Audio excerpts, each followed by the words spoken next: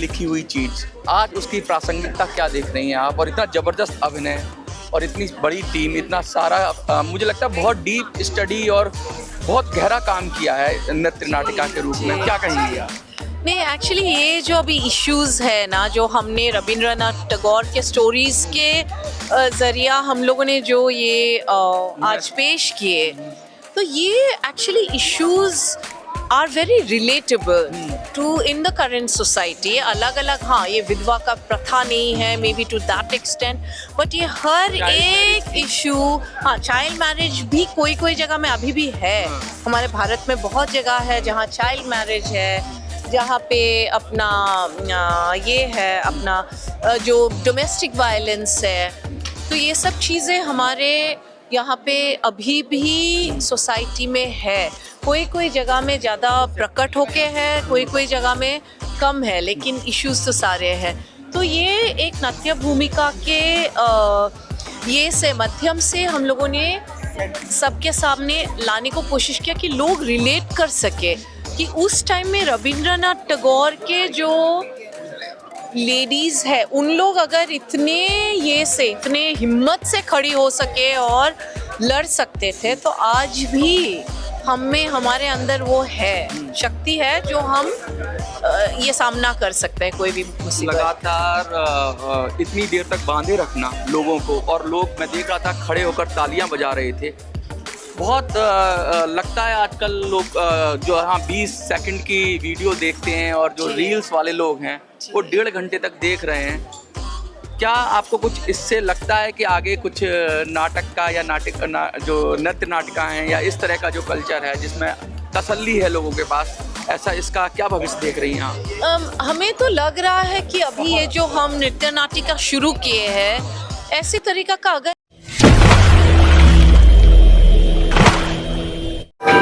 और इंसानी रूप और स्त्री के मन की भावनाओं को कितनी बखूबी गुरुदेव रविंद्रनाथ टैगोर ने अपने कलम से व्यक्त किया है। औरत को सहन शक्ति की देवी माना जाता है, पर अगर उसके मान पर बनाए तो वो हर सीमा लांघ कर काली का रूप भी ले सकती है। ऐसी ही कहानी को सुनते हैं जिसकी मुख्य किरदार है गिरिबाला, और कहानी का शीर्षक है मान भंजन। गिरिबाला रामनाथ जमींदार की बहू और गोपीनाथ की पत्नी। वो बेहद सुंदर है, जिसे ईश्वर ने सौंदर्य से परिपूर्ण बनाया है। किंतु यही गिरिबाला अपने एक बड़े से महल में बंदिनी के रूप में रहती है। उसे बाहर की दुनिया को देखने की इजाजत नहीं है। इसके बावजूद दीवारों में बनी दरारें और ईंटों के बने झरोखे उसे बाहर की दुनिया दिखाते हैं। तो यही तो है हमारी गिरिबाला, जिसके पास सब कुछ है, महल तक, पर उसकी हालत है पिंजरे में बंद तड़पते हुए एक पंछी से।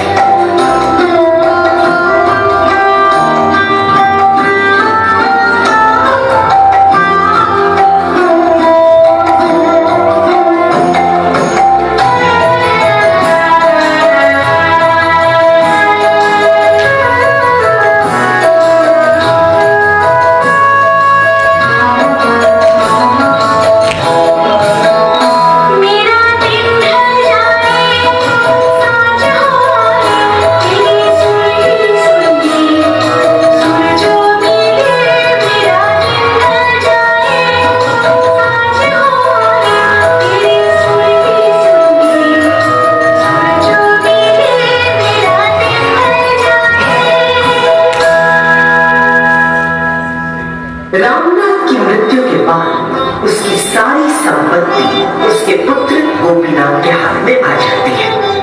पैसा और जवानी इसकी मदहोशी में गोपीनाथ के कदम लड़खड़ा जाते हैं। वो जवानी के नशे में भटकता रहता है और घर पर उसकी पत्नी गिरिबाला अपने ही अंदर घुट घुट कर जी रही है। वो अपने पति के प्रेम के लिए तड़प रही है, जिसका गोपीनाथ को लैश मात्र भी ख्याल नहीं है। गिरिबाला के पास सिर्फ एक सहारा है और वो है उसकी सहेली सुधामुखी। सुधामुखी उसकी एकमात्र सहेली है जो उसके सुख दुख की साथी है। गिरिबाला हर वक्त मायूस और दुखी सी रहती है। झरोके पर बैठकर वो बार बार सोचती है, ये रूप, ये यौवन किस काम का, जिससे वो अपने पति को रिझा ही नहीं पा रही।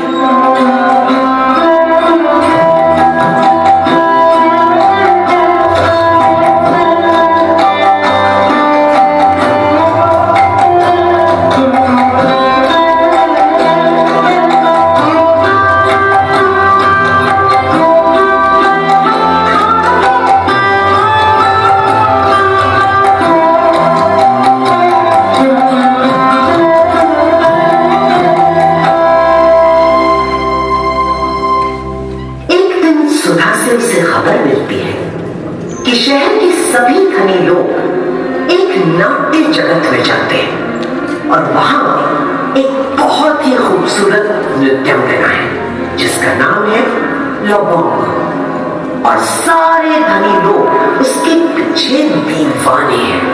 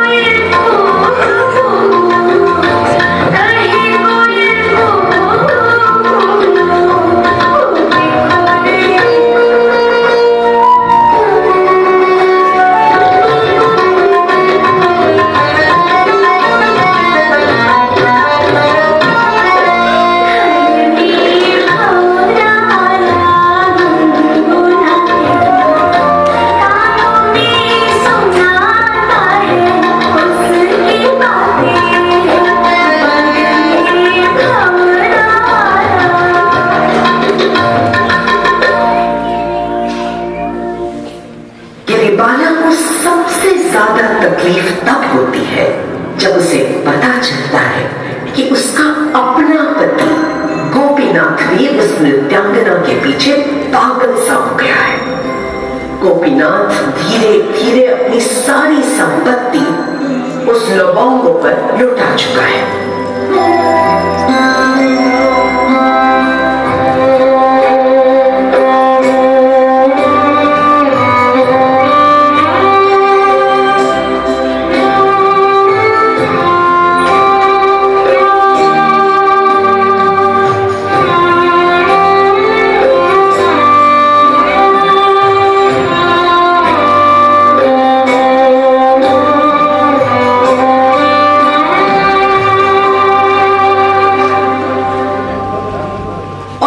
गोपीनाथ को भी अपने जाल में पूरी तरह फंसा लिया है। ये कहानी दिखाती है कि गोपीनाथ किस तरह मोह में फंसकर अपनी सारी संपत्ति और प्रतिष्ठा खो रहा है।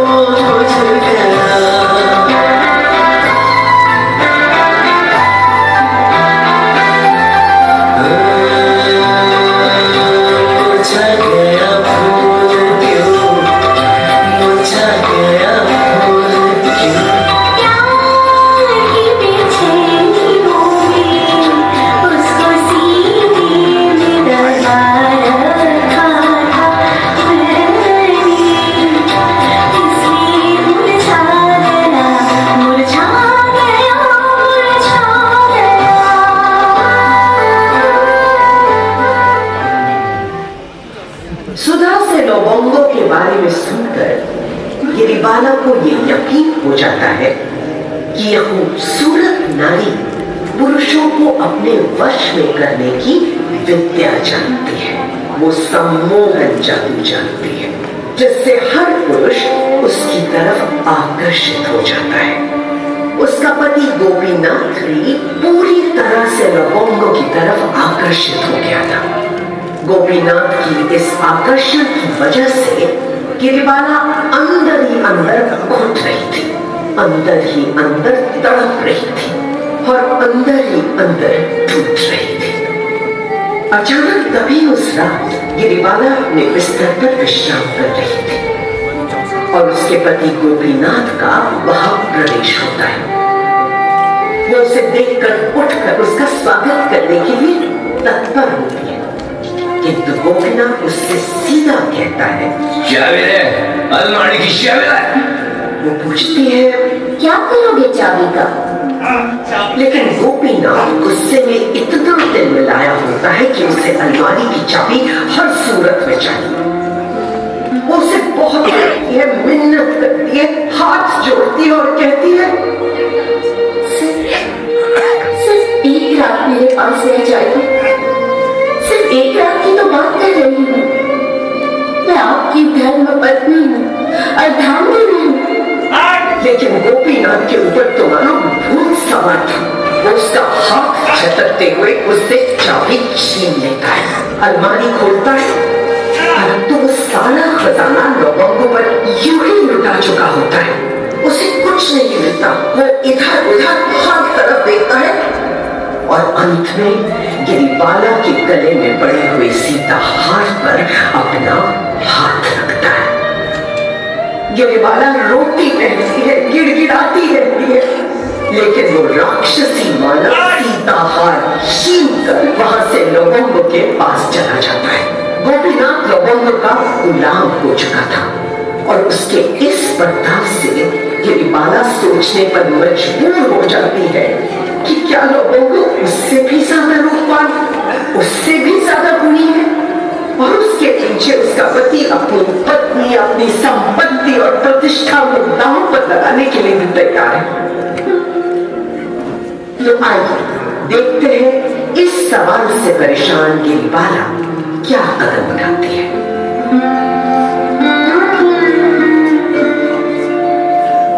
गिरिबाला सुधा से कहती है, सुधा, मुझे देखना है ये लवंग है कौन। मुझे वहां जाना है, मुझे पता करना है उसके अंदर की ये कला, उसके अंदर का ये संभ्रम जादू वो कैसे करती है। मुझे वहां ले चलो, मैं उसे देखना चाहती हूँ, मैं उसे देखना चाहती हूँ सुधा। पति प्रेम के विरह में झुलस रही गिरिबाला सुधा से मिन्नतें करती है और उसकी ये तड़प देखकर सुधा उसे वहां ले जाने के लिए तैयार हो जाती है। सुधा और गिरिबाला आ पहुंचते हैं उस जगह जहां लोबोंगो ने अपना माया जाल फैला रखा था। उस जगह को तब कहते थे यात्रा। यात्रा एक ऐसी जगह जहां लोगों के मनोरंजन के लिए नृत्य नाटिका का प्रदर्शन किया जाता था।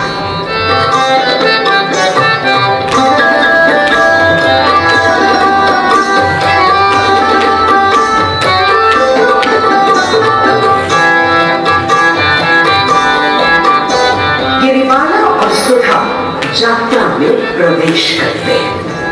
सामने मंच पर देखते हैं जहां नटखट भगवान श्री कृष्ण राधा जी के साथ रासलीला रचा रहे हैं और वहां उपस्थित सभी लोग मंत्रमुग्ध होकर इस दृश्य को देख रहे हैं। इस सुंदर दृश्य का अवलोकन घूंघट में कैद बुलबुल यानी हमारी गिरिबाला भी कर रही है।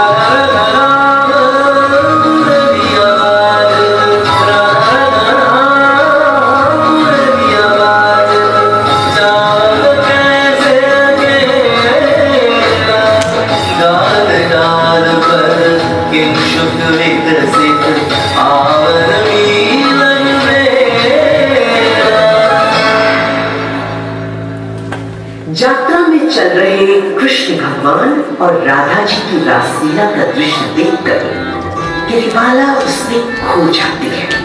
लवंग का अभिनय और उसकी खूबसूरती उसे अपनी ओर आकर्षित करती है। वो दुनिया को भुलाकर उसी में लीन हो जाती है। तभी सुधा उससे कहती है कि चलो, यात्रा खत्म होने का समय हो गया है, थोड़ी देर में आपकी लाइटें जल जाएंगी और आगे की पंक्ति में बैठा हुआ गोपीनाथ कहीं हमें देख ना ले, इसीलिए यात्रा खत्म हो उससे पहले हमें यहाँ से निकल जाना चाहिए। हालांकि लवंग के अभिनय का सम्मोहन गिरिबाला पर इतना गहरा था कि वो सुधा की चेतावनी को भी नजरअंदाज कर देती है, जिससे उसके और गोपीनाथ के आमने सामने आने का खतरा बढ़ जाता है। अब ये सिलसिला रोज चलता है। सुधा के साथ गिरिबाला रोज यात्रा देखने जाती है और उसके मन में भावनाओं का मानो सैलाब आ जाता है। लवंग के लिए उसके पति का आकर्षण, त्याग, समर्पण और सब कुछ लुटा देने की इच्छा, और दूसरी ओर खुद के लिए अपने पति की नफरत, अवहेलना, तिरस्कार और बेइज्जती, इन भावनाओं के चक्रव्यूह में फंसी गिरिबाला सोचती है कि अगर कभी मेरे इस रूप और सौंदर्य में दम हो और मैं अपने पति को अपने वश में कर सकूं और वो मुझसे जब प्यार की भीख मांगे तो मैं भी उसकी अवहेलना कर इस रूप और सौंदर्य को ऊपर रखकर उसकी जिंदगी से बहुत दूर चली जाऊंगी और उसे भी इसी तरह से गुजरता हुआ देखूंगी।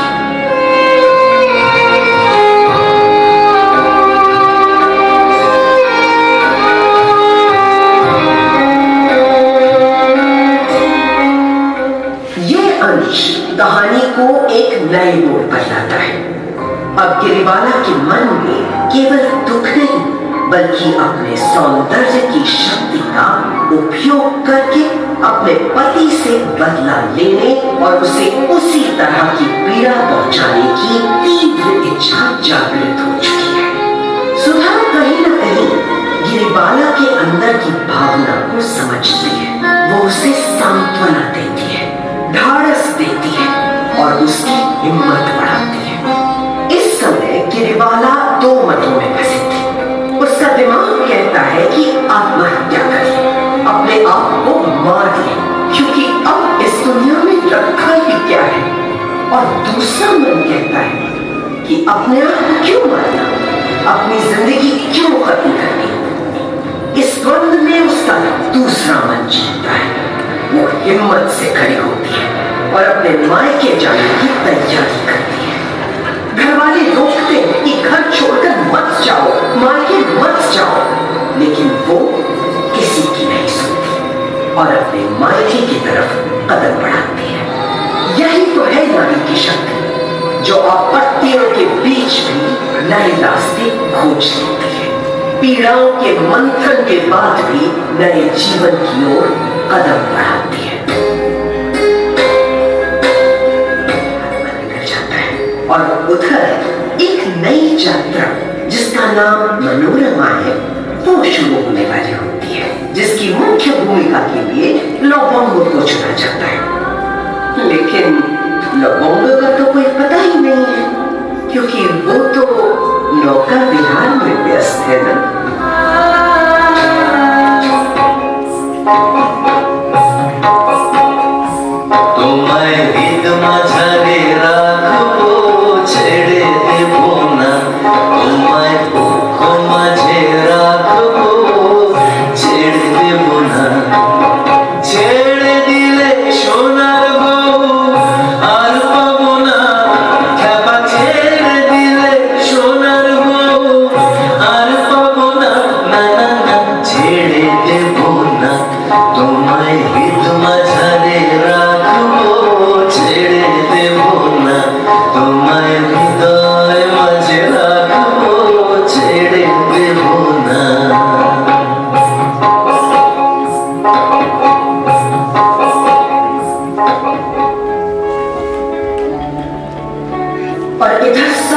आयोजक परेशान हो जाते हैं। एक माह में यात्रा शुरू करनी है और मुख्य नायिका का पता ही नहीं है।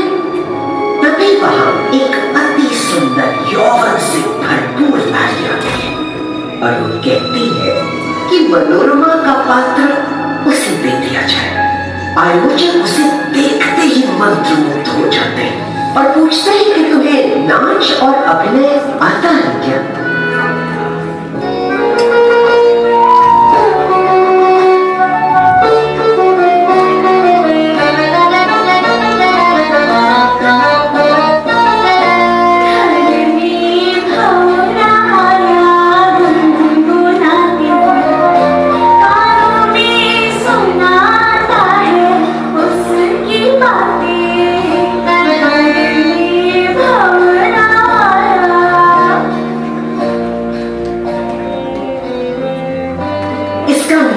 देखकर आयोजक तुरंत यात्रा में से शामिल कर लेते हैं और ये खबर जल्दी ही गोपीनाथ और लवंगा तक पहुंचती है।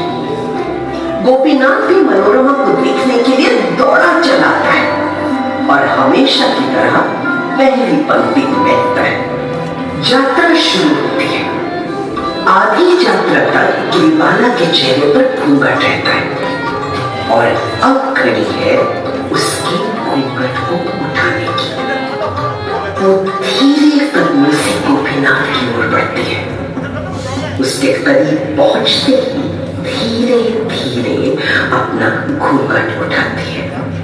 उसे देखते ही गोपीनाथ निशब्द हो जाता है। उसे कुछ समझ नहीं आता। उसकी आवाज अंदर ही थम जाती है।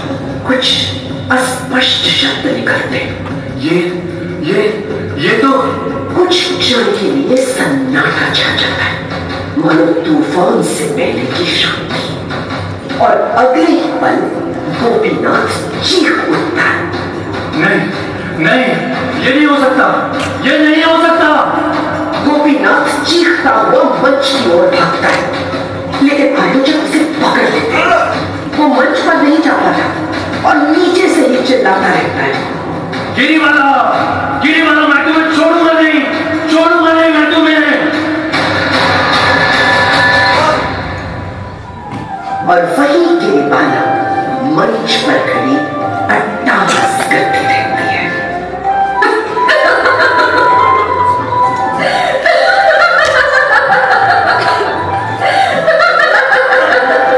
इधर गिरिबाला की प्रतिभा और साहस देखकर लोगों में खड़ी हो जाती है उसकी तारीफ में। और उधर गिरिबाला, जो उसका सपना था कि वो गोपीनाथ को ठुकरा कर जाएगी, आज वो उसे पूरा कर रही है।